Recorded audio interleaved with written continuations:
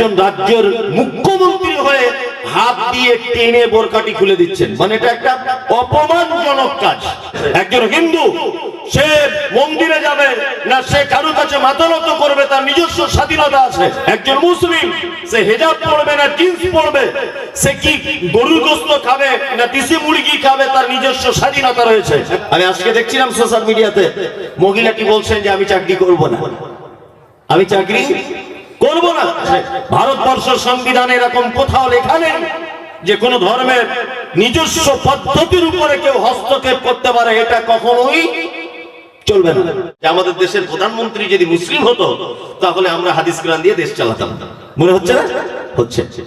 বর্তমানে আমাদের গ্রাম পঞ্চায়েত থেকে শুরু করে আর একেবারেই দেশের রাষ্ট্রপতি পর্যন্ত আমার মনে হয় একটি লোক ইসলামের পক্ষে নেই। ইসলামকে বিভিন্ন রকম ভাবে কটাক্ষ করা হচ্ছে।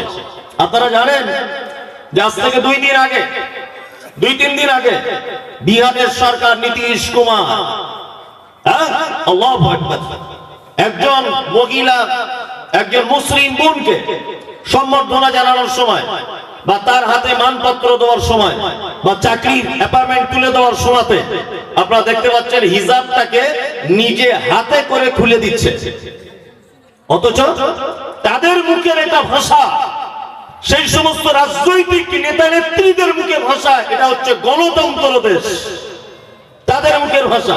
গণতন্ত্র মানে একজন মেথরের নিজস্ব স্বাধীনতা আছে, সে কি খাবে, সে কি করবে, সে কি বলবে, সেটা তার নিজস্ব স্বাধীনতা রয়েছে না? একজন মুসলিম সে হেজাব পড়বে না জিন্স পড়বে, সে কি গরুর গোশত খাবে না দেশি মুরগি খাবে, তার নিজস্ব স্বাধীনতা রয়েছে। একজন হিন্দু সে মন্দিরে যাবে না, সে কারো কাছে মাথা নত করবে, তার নিজস্ব স্বাধীনতা আছে।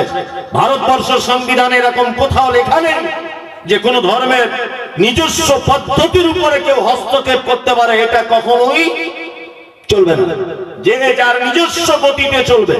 কিন্তু নীতিশ কুমার বুঝিয়ে দিয়েছেন, এবং উনি যদি মহিলাটাকে বলতেন যে তোমাকে চিনতে অসুবিধা হবে, আগে থেকে যদি ওনাকে জানানো হতো তুমি বোরকাটা খুলে এসো, সে ব্যাপার আলাদা। একজন রাজ্যের মুখ্যমন্ত্রী হয়ে হাত দিয়ে টেনে বোরকাটি খুলে দিচ্ছেন, মানে এটা একটা অপমানজনক কাজ। আলহামদুলিল্লাহ, আমি আজকে দেখছিলাম সোশ্যাল মিডিয়াতে মহিলাটি বলছেন যে আমি চাকরি করব না, আমি চাকরি করব না। যে চাকরির জন্য তিনি এসেছিলেন অ্যাপয়েন্টমেন্ট পাওয়ার জন্য, উনি বলছেন যে আমি ওই রকম চাকরি করব না।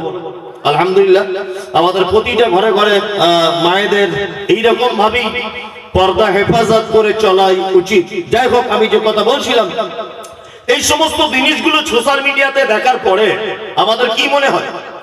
আমাদের মনে হয় যে আমাদের দেশের সরকার নরেন্দ্র মোদী যদি না হয় হযরত আবু বকর হতেন, তাহলে আমাদের জন্য খুব কল্যাণ হতো। মনে হয় কি হয় না? আর আপনাদের ইচ্ছা হয় যে আমাদের দেশের স্বরাষ্ট্রমন্ত্রী হযরত উসমানের মতো মানুষ হোক?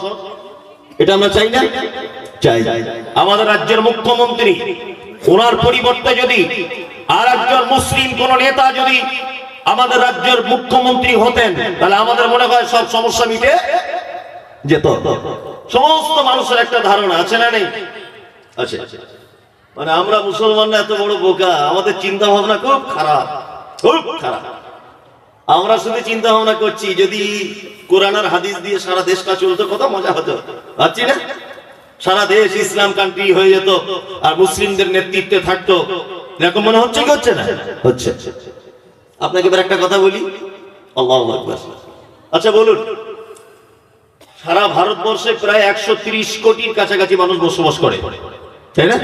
130 কোটি। এখানে হিন্দু, মুসলিম, জৈন, খ্রিস্টান, হাদি মানে আদিবাসী, হাড়ি, চুয়ার, চামার, বাগদি, ছুতর, মেতর সবাই আছে, আছে না? আছে। এর মাঝখান থেকেও কিন্তু আপনি ভাবছেন যে আমাদের দেশের প্রধানমন্ত্রী যদি মুসলিম হতো তাহলে আমরা হাদিস কোরআন দিয়ে দেশ চালাতাম, মনে হচ্ছে না? হচ্ছে। এটা কি করে আপনি ভাবেন? এটা কি করে আপনি ভাবেন? আল্লাহু আকবার, আল্লাহু আকবার। একটা অবাক করা ব্যাপার। আপনার 3.5 হাত বডি, 3.5 হাত, প্রতিটা অঙ্গ প্রত্যঙ্গের আলাদা আলাদা কাজ আছে, কাজ আছে না নেই? আছে, আছে। হাতের আলাদা কাজ, চোখের আলাদা কাজ, ব্রেনের আলাদা কাজ আছে না নেই? আছে। পায়ের আলাদা কাজ, পেটের আলাদা কাজ। আচ্ছা আপনি বলুন তো দেখি, যে আপনি আজকে ফজরের নামাজের পর থেকে নিয়ে এই রাত পর্যন্ত আপনার টোটাল বডিটা হাদিস এবং কোরআন অনুযায়ী চালাতে পেরেছেন একটা লোককে বলুন তো, বলুন কেউ পেরেছেন? পারেননি। কেউ যদি একটা সুন্দরী মেয়ের দিকে একবার যদি তাকায়, দ্বিতীয়বার আর ভুল করে তাকাতে পারবে না। একটা লোক বলুন আজকে জলসাতে একটা ভালো মেয়ে দেখেছিলাম, ৩-৪ বার তার দিকে তাকাইনি, আমার চোখকে বলেছে এটা ইসলাম পারমিশন দেয় না। আপনার পা একটা ইঞ্চি আজকে সারাদিন কোন অপরাধের সঙ্গে যুক্ত ছিল না, বলুন পেরেছেন আপনার পাকে আটকাতে? পারেননি। আপনার হাত আটকাতে পেরেছেন মোবাইলে খারাপ ছবি দেখা থেকে? আপনার হাত থেকে আপনি আটকাতে পেরেছেন? যে মুসলমান তার ৩.৫ হাত বডিকে কোরআন এবং হাদিস দিয়ে পরিচালনা করতে পারে না, এই মুসলমানের আবার দাবি সারা দেশের প্রধানমন্ত্রী, রাষ্ট্রপতি, স্বরাষ্ট্রমন্ত্রী, মুখ্যমন্ত্রী সমস্ত কিছুটা হাদিস এবং কোরআন দিয়ে যদি দেশটাকে পরিচালনা করা হয় তাহলে খুব ভালো হয়। তুমি ৩.৫ হাত বডিটাকে হাদিস কোরআন দিয়ে চালাতে পারো না, অথচ তুমি চিন্তা করছো সারা দেশ মুসলিম কান্ট্রি হয়ে যাক আর হাদিস কোরআন দিয়ে দেশ চলুক। এই চিন্তা ভাবনা জীবনে কোনোদিন সার্থক হবে? হবে? হবে না। এইখানে ইসলাম প্রতিষ্ঠা করা সহজ, অতীব সহজ। কেমন করে সহজ? আপনাকে একটা জিনিস দেখাই। আচ্ছা রাস্তার ডান দিকে চলা সুন্নত না বাম দিকে চলা সুন্নত বলুন? ডান দিকে। আমরা চলি কিভাবে? বাম দিকে। তাহলে এই হাদিসটা ভারতবর্ষে মানা যাচ্ছে না। আমি মনে করব এর জন্য আল্লাহ কিয়ামতের দিন জিজ্ঞাসা করবে না, জিজ্ঞাসা করবে না। সুদ এটা হারাম না হালাল? হারাম। কিন্তু সরকার এমন একটি নিয়ম করে দিয়েছে, জিরো ব্যালেন্সের অ্যাকাউন্ট আপনাকে একটা খুলতে হবে, তাই না? আপনি যদি ব্যাংকে অ্যাকাউন্ট খোলেন ২-৪ হাজার টাকা গরিব মানুষ জমা রাখলে, সেটা যদি ১ বছর থাকে, ২ টাকা হোক আর ১ টাকা হোক, সুদ হবে কি হবে না? হবে। তার মানে বর্তমান যে পরিস্থিতি, আমাদের সুদ থেকে বাঁচাটাও খুব কঠিন, খুব কঠিন। তাহলে এইগুলো বড় বড় সমস্যা, এর মোকাবেলা আমরা করতে পারবো না। ডান দিকে যদি আপনি চলেন রাস্তা দিয়ে, আর যদি বলেন এটা হাদিসে লেখা আছে ডান দিকে চলা, অ্যাক্সিডেন্ট তো দূরের কথা, অ্যাক্সিডেন্ট খরচ হবেই। আর অ্যাক্সিডেন্ট হয়ে গেলে ইন্স্যুরেন্স কোম্পানি আপনার জন্য কোনো ক্লেম নেবে না, কারণ আপনি ভারতবর্ষের রুলস, ভারতবর্ষের আইন অমান্য করেছেন। এই কারণে এগুলো নয় মানা যায় না। একটা জিনিস তো মানা যায় কি, বিডিও অফিসে লাইন দিয়েছিলেন গরমের দিনে, ৩০ জন লোক লাইন দিয়েছে বিডিও অফিসে। এখন লাইন দেওয়ার পরে পিপাসা লেগেছে আপনার, সবাই পানি পান করছে দাঁড়িয়ে দাঁড়িয়ে, আপনি বসে বসে পানি পান করুন, বসে। আর ৫ জন হিন্দু খ্রিস্টান তারা জিজ্ঞাসা করুক, এই সবাই দাঁড়িয়ে পানি পান করছে, তুমি কেন বসে? তখন তো এইটা বলা যাবে যে আমি বসে পানি পান করছি, মানে আমাদের নবী মুহাম্মদ সাল্লাল্লাহু আলাইহি ওয়াসাল্লাম তিনি বসে পানি পান করার সুন্নত শিখিয়েছেন। আচ্ছা বলুন তো, যদি আপনি বসে পানি পান করেন, আপনাকে কেউ গুলি করবে? কেউ মারবে? তাহলে ইসলামের কোন জিনিস যদি আপনি প্রতিষ্ঠা করতে না পারেন, অন্তত দাঁড়িয়ে পানি পান করাটা তো প্রতিষ্ঠা করা যায়। যায় কি যায় না বলুন? যায়, যায়। দাড়ি, আপনি যদি দাড়ি রাখেন তাহলে আপনার বিরুদ্ধে কেউ মামলা করবে? কেউ আপনাকে কেস দিবে? অন্তত এইটা রেখে আপনি ইসলাম প্রতিষ্ঠা করুন। আপনি যদি গাছের উপরে যদি কাপড় পরেন তা আপনার বিপক্ষে কেউ দাঁড়াবে না। অন্তত গাছের উপরে কাপড়টা প্রতিষ্ঠা করুন। আপনি ৫ ওয়াক্ত নামাজ যদি আপনি পড়েন, আপনাকে কেউ মারবে? এইটা আপনি প্রতিষ্ঠা করুন। আল্লাহ সুবহানাহু ওয়া তাআলা পবিত্র কোরআনে বলছেন কি, লিইয়ুযহিরাহু আলা দ্বীনি কুল্লি, পৃথিবীর সর্বশ্রেষ্ঠ একটি জীবন ব্যবস্থা ইসলাম। এইটা তোমাকে প্রমাণ করে দিয়ে তবে আমার কাছে আসতে হবে, তার আগে নয়। গরুকে দিয়ে এটা সম্ভব নয়, কুকুরকে দিয়ে এটা সম্ভব নয়, বিড়ালকে দিয়ে এটা সম্ভব নয়, এটা একমাত্র মানুষকে দিয়ে সম্ভব। আল্লাহ সুবহানাহু ওয়া তাআলা তার দ্বীন সত্য, এইটা মানুষের সামনে উপস্থাপন করবে মানুষ এবং এটাকে দেখাবে, তারপরে আল্লাহ সুবহানাহু ওয়া তাআলার কাছে আমার রিটার্ন চলে আসবে। তাহলে ইসলাম প্রতিষ্ঠা করা সহজ না কঠিন? সহজ না কঠিন? জলের মতো। পানি পান করাটা তো প্রতিষ্ঠা করা যাবে, অথচ আপনার জীবনে 10টা প্রতিষ্ঠা করুন না দেখি, করা যাবে কি যাবে না? যাবে। ডান হাতে পানি পান করুন, এটা প্রতিষ্ঠা করা যাবে না? যাবে। ও এখনো ডান হাতে পানি পান করা শেখেনি, এখনো গাঁটের নিচে কাপড় পরে ও আবার চিন্তা ভাবনা করছে দেশটা যদি মুসলিমদের হতো, কোরআন হাদিস দিয়ে চালাতাম। জীবনে নামাজ পড়ে না। এসব আবেগ দিয়ে চলবে কি? না। আবেগ দিয়ে ইসলাম চলবে না। কিছুদিন আগে আই লাভ মোহাম্মদ নিয়ে খুব লাফালাফি করছিল যুবক ছেলেরা, লাফালাফি করছিল না? তা আমি সোশ্যাল মিডিয়াতে একটা বলেছিলাম যে আই লাভ মোহাম্মদ লিখে লাফালাফি করছো কেন? তোমাদের কি মাথায় কাজ নেই? আই লাভ মোহাম্মদ লিখে আর ফেসবুক টাঙ্গালে জান্নাত চলে যাবে? কে বললো? এমনিতে জানেন মমতাজুল ইসলাম মানে সোশ্যাল মিডিয়াতে বিশাল চুলকানি। কিছু লোকের চুলকানি হয়ে গেল, তারা খুব গালাগালি করলো যে আই লাভ মোহাম্মদের বিরুদ্ধে কথা বলছে মমতাজুল। আচ্ছা আপনাদেরকে একটা কথা বলি, আই লাভ মোহাম্মদ ফেস্টুন লিখে রাস্তাঘাটে টাঙানো আছে কি আছে না? আছে। ফেস্টুনটা ছিঁড়ে রাস্তায় পড়ে গেল, তার উপর দিয়ে কুকুর হেঁটে গেল, তার উপর দিয়ে একজন পেচ্ছাপ করে পানি নেয় না এরকম লোক হেঁটে চলে গেল, কত নোংরা কিছু চলে গেল। বলুন তো এতে মোহাম্মদের সম্মান বাড়লো না কমলো? বাড়লো না কমলো? কমলো। আরে আল্লাহ নবীকে আমরা ভালোবাসি, ওটা আমাদের অন্তরে আছে, ফেস্টুন লাগাতে হবে কেন? আর ওইটা দিয়ে আমরা প্রমাণ করবো কেন? শুনুন, নবীকে শুধু ভালোবেসে জান্নাতে যাওয়া যাবে, তার একটা জ্বলন্ত প্রমাণ আপনাকে দিই। আলেম ওলামারা বসে আছে। আল্লাহ নবী সাল্লাল্লাহু আলাইহি ওয়াসাল্লামের চাচার নাম কি? আবু তালিব। কি নাম? আবু তালিব। ইসলামের একটা ইতিহাসের ছেঁড়া পাতাতেও আপনি দেখাতে পারবেন না যে কখনো চাচা ভাতিজা মুহাম্মাদের বিরুদ্ধাচরণ করেছে, কখনো করেনি। বরং বেঈমান মুশরিকেরা যখন মারতে এসেছে আল্লাহর নবীকে, চাচা প্রাচীরের মতো গাছ দিয়ে বলেছেন তোমরা আমার ভাতিজাকে নবী বলে মানবে না, কথা সত্য, তবে আমি বেঁচে থাকা অবস্থায় আমার ভাতিজার গায়ে হাত দিতে পারবে না, চামড়া তুলে দেবো তোমাদের। আমার ভাতিজার ব্যাপারে কোনোদিন কোনো কটু কথা বলবে না। ওর বাপ নেই, ওর দাদু নেই, আমি ওর চাচা বেঁচে আছি আবু তালিব, আমি বেঁচে থাকা অবস্থায় কোনোদিন আমার ভাতিজার গায়ে আঘাত করবে না। মুহাম্মদ সাল্লাল্লাহু আলাইহি ওয়াসাল্লামকে কোলে করে নিয়ে ঘুরেছেন, পিঠে নিয়ে ঘুরেছেন, গালে তুলে ভাত খাইয়েছেন।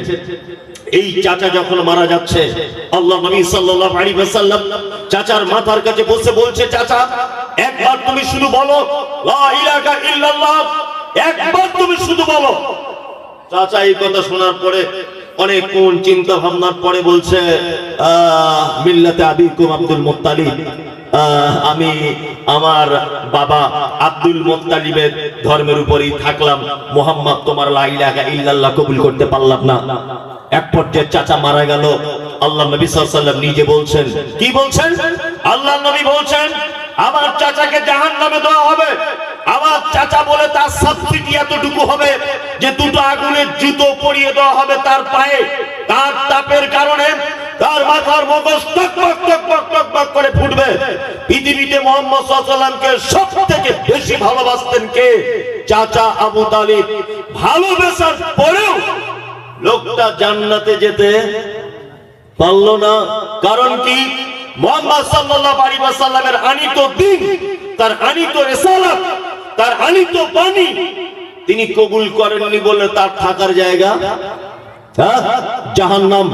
একজন মুসলমান যতই আইলা মুহাম্মদ নিয়ে খেপে যাক, একজন মুসলমান যতই আবেগ দিয়ে ইসলামকে ভালোবাসুক, একজন মুসলমান যত আবেগ দিয়ে আল্লাহ নবী সাল্লাল্লাহু আলাইহি ওয়াসাল্লামের জুলুস পালন করুক না কেন, আমি মুমতাজুল ইসলাম বলছি আল্লাহ নবী সাল্লাল্লাহু আলাইহি ওয়াসাল্লামের আনিত দ্বীন যতক্ষণ না পর্যন্ত একটা মানুষ পরিপূর্ণভাবে মেনে না নিবে, ততক্ষণ পর্যন্ত তার জান্নাতে যাওয়া হবে না।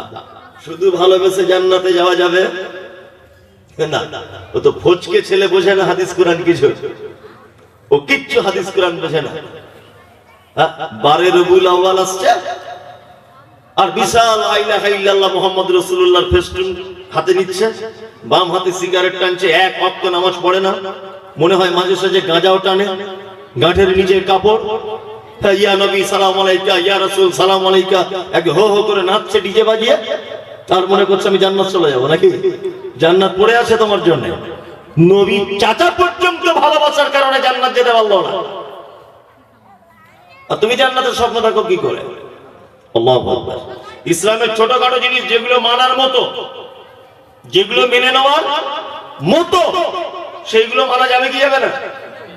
যাবে, যাবে। সেইগুলো প্রতিষ্ঠা করে ছোটখাটো কাজগুলো। আল্লাহ সুবহানাহু ওয়া তাআলা মানুষকে পৃথিবীতে তৈরি করেছেন আরো একটা উদ্দেশ্য নিয়ে। কি? আল্লাহ তাআলা বলছেন, আল্লাযী খালাকাল মাউতা ওয়াল হায়াতা লিয়াবলুয়াকুম আইয়ুকুম আহসানু আমালা। আমি হায়াত আর মাউত এই কারণে পৃথিবীতে তৈরি করেছি, আহসানু আমালা, আমি পরীক্ষা করব তোমাদের ভিতরে সবথেকে উত্তম আমল কে করছো। মানুষকে পৃথিবীতে তৈরি করার আরো একটা উদ্দেশ্য, আমাদেরকে পরীক্ষা করার জন্য আল্লাহ সুবহানাহু ওয়া তাআলা পাঠিয়েছেন। পরীক্ষাটা কি হবে? তোমাদের ভিতরে উত্তম কি আমল কে করবে। উত্তম আমল আছে তো? আছে? নেই, উত্তম আমল নেই। আপনাদেরকে কয়েকটা উত্তম আমলের কথা বলবো, আমল করা যাবে ইনশাআল্লাহ। বলুন ইনশাআল্লাহ। এক, ছোটখাটো আমল বলি, একদম ছোট ছোট আমল, যেগুলো করলে পয়সা লাগে না, একদমই পয়সা খরচ হবে না। বেশ কয়েকটা আমল আপনাদেরকে বলি। এক, আল্লাহ নবী সাল্লাল্লাহু আলাইহি ওয়াসাল্লাম তিনি বলেন, আলহামদুলিল্লাহ তামলাউল মিজান। কেউ যদি দিনে রাতের কিছু অংশে শুধুমাত্র আলহামদুলিল্লাহটা যদি বলে, তাহলে আল্লাহ নবী বলছেন মিজানের পাল্লার নেকির দিকটা অর্ধেক ভারী করে দেওয়া হবে। আচ্ছা বলুন, কিয়ামতের দিনে নেকি গোনা হবে না নেকি ওজন করা হবে? ওজন করা হবে। তার মানে নেকির ভারী কমের কি ব্যাপার আছে, তাই না? এইটা ধরেন আর মিজান, আল্লাহ সুবহানাহু ওয়া তাআলা এটা এই পাল্লাতে মাপবেন। এইদিকে গোনা চাপানো হলো, গীবত করেছিলেন ওই গোনা, জলসা শুনতে এসে পরের মেয়ের সঙ্গে কথা বলেছেন সে গোনা, ফোনে ফোনে কোনো ভাবির সঙ্গে কথা বলেছেন সে গোনা, ব্যভিচারে লিপ্ত সে গোনা, সুদ খেয়েছেন সেই গোনা। এক কথাতে আপনার জীবনে যত গোনা ছিল সব গোনা এটাতে দেওয়া হয়েছে। এইটা ভারীতে এরকম হয়ে আছে। এবার এইদিকে নেকি চাপানো হচ্ছে, কি জলসা শোনার নেকি, দান করার নেকি, সাদাকা করার নেকি, কিন্তু পাপ এত ভারী নেকি টেনে তুলতে পারছে না। আল্লাহ নবী সাল্লাল্লাহু আলাইহি ওয়াসাল্লাম বলেছেন, আলহামদুলিল্লাহ তামলাউল মিজান। কেউ যদি দিনে রাতের কিছু অংশে যদি আলহামদুলিল্লাহ টুকু যদি বলে, তাহলে ওই আলহামদুলিল্লাহর নেকিটা যখন মিজানের পাল্লার নেকির দিকে চাপানো হবে অর্ধেক ভারী করে দিবে। সুবহানাল্লাহ। আমল করা যাবে? কেউ জিজ্ঞেস করছে ভাই কেমন আছেন, কি বলবেন? আমরা কি বলি? আমরা ওটা বলি না, আমরা বলি হুজুর আপনার দুয়ায় আল্লাহর রহমতে ভালো আছে। বলি না? আজকে আমি গাড়ি থেকে নামছি, তো একজন আমাকে রিসিভ করতে এসেছেন, তো আমি ওনাকে বলছি কেমন আছেন ভাই, তো হচ্ছে হুজুর আপনার দুয়ায় আল্লাহর রহমতে ভালো আছে। তা আমি ওই লোকটাকে তো জীবনে কোনোদিন দেখিনি, তো ওর জন্য দোয়া করতে যাবো কেন? ওই তো কোনোদিন দেখাই হয়নি এর আগে, তো ওর জন্য কেন দোয়া করতে যাবো? এই কথার ভিতরে শিরিক আছে। কি আছে? শিরক। তার মানে ও বোঝাতে চায় যে হুজুর আপনি দোয়া না করলে আল্লাহ রহমত করতো না, আপনার দোয়ায় আল্লাহ রহমতে ভালো আছে। তার মানে আপনি দোয়া না করলে আল্লাহ রহম করতো না, আপনি দোয়া করেছেন বলেই রহমটা করেছে। এই ছোটখাটো বিষয়গুলো আমাদেরকে খুব বেশি করে মাথায় রাখতে হবে।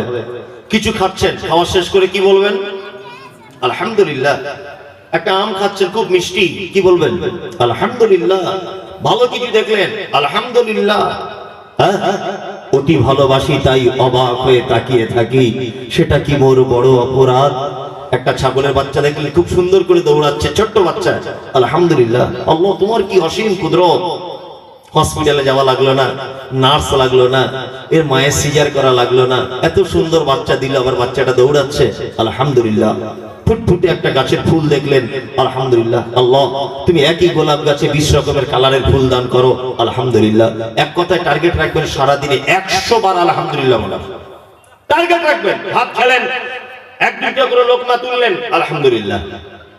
খাওয়া শেষ, আলহামদুলিল্লাহ। কেউ জিজ্ঞেস করছে ভাই কেমন আছেন, কোনো কথা নেই, আলহামদুলিল্লাহ। ছোট্ট ছোট্ট আমলগুলো করব আমরা ইনশাআল্লাহ। আল্লাহ নবী সাল্লাল্লাহু আলাইহি ওয়াসাল্লাম বলছেন সুবহানাল্লাহ ওয়াল হামদুলিল্লাহ তামলাআনি ওয়া তামলাআনি মা বাইনাস সামাওয়াতি ওয়াল আরদ।